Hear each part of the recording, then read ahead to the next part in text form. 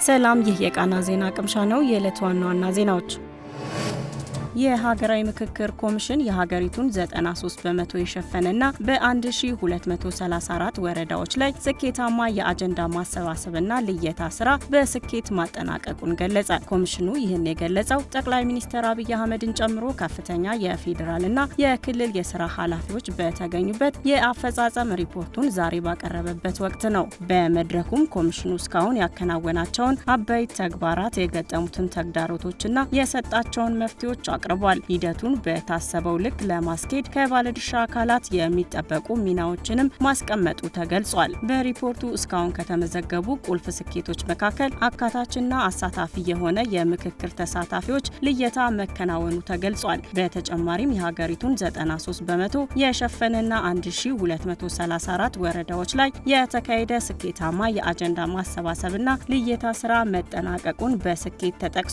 በሌላ በኩልም ኮሚሽኑ ከተለያዩ ባለድርሻ አካላት ጋር ለመመካከር 22 ዙር ጥረት ቢያደርግም ባለው ምቹ ያልሆነ ሁኔታ በትግራይ ክልል በሚገኙ ወረዳዎች ውስጥ ምክክር ለማድረግ አለመቻሉን ገልጿል። ለዚህም ተግዳሮት ምላሽ ለመስጠትም ከመላው የትግራይ ክልል የተውጣጡ ባለድርሻ አካላትና በተለያዩ የሀገሪቱ ክፍሎች የሚገኙ የክልሉን ተወላጆች በአዲስ አበባ በማሰባሰብ የአጀንዳ ማሰባሰብና ልየታ ማካሄዱን አስታውቋል። ኮሚሽኑ በቀጣይ የምክክር ምዕራፍም የሀገራዊ ምክክር አጀንዳን መቅረጽ፣ የምክክር ጉባኤን ማካሄድ እና በሀገር ደረጃ ስምምነት የተደረሰባቸውን ውጤቶችና ምክረ ሀሳቦች ተፈጻሚነት ማመቻቸት የኮሚሽኑ ቀጣይ ስራዎች ውስጥ እንደሚገኙበትም የጠቅላይ ሚኒስትር ጽሕፈት ቤት ባወጣው መግለጫ ጠቁሟል።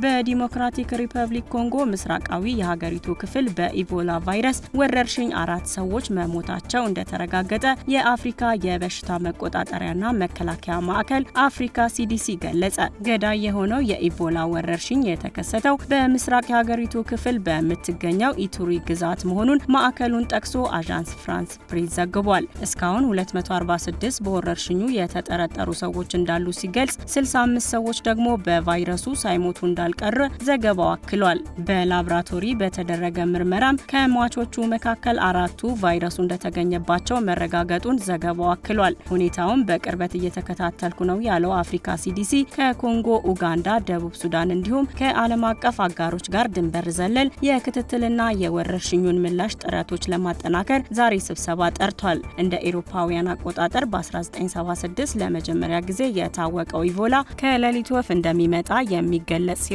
በሰውነት ፈሳሾች ንክኪ ይተላለፋል።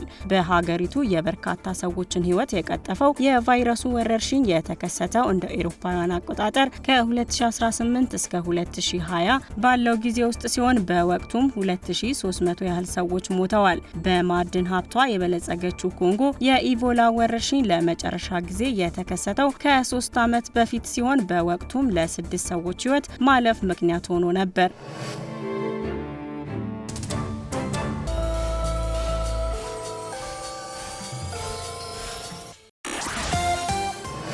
ኢትዮጵያና ጣሊያን ለቀበና ወንዝ ልማት ፕሮጀክት የሚውል የ5 ሚሊዮን ዩሮ የገንዘብ ድጋፍ ስምምነት ተፈራረሙ። ስምምነቱን ትላንት የገንዘብ ሚኒስትሩ አህመድ ሽዴና በኢትዮጵያ የጣሊያን አምባሳደር ሰንፋብሪዚ ተፈራርመዋል። በአዲስ አበባ የከተማ ውበትና አረንጓዴ ልማት ቢሮ አማካኝነት የሚተገበረው የቀበና ገባር ወንዞች ልማት ፕሮጀክት በ24 ወራት ውስጥ ተጠናቆ ለአገልግሎት እንደሚበቃ ተገልጿል። ፕሮጀክቱ በተጨማሪም ኢትዮጵያ ወደ አረንጓዴ ኢኮኖሚ የምታደርገው ሽግግር በቀጥታ ለመደገፍና በ2030 አጀንዳ ላይ የተፈጥሮ ሀብት አያያዝን በማጠናከርና የከተማ የአየር ንብረት ለውጥን የመቋቋም አቅምን ለማጎልበት የተዘጋጀ እንደሆነ ተገልጿል።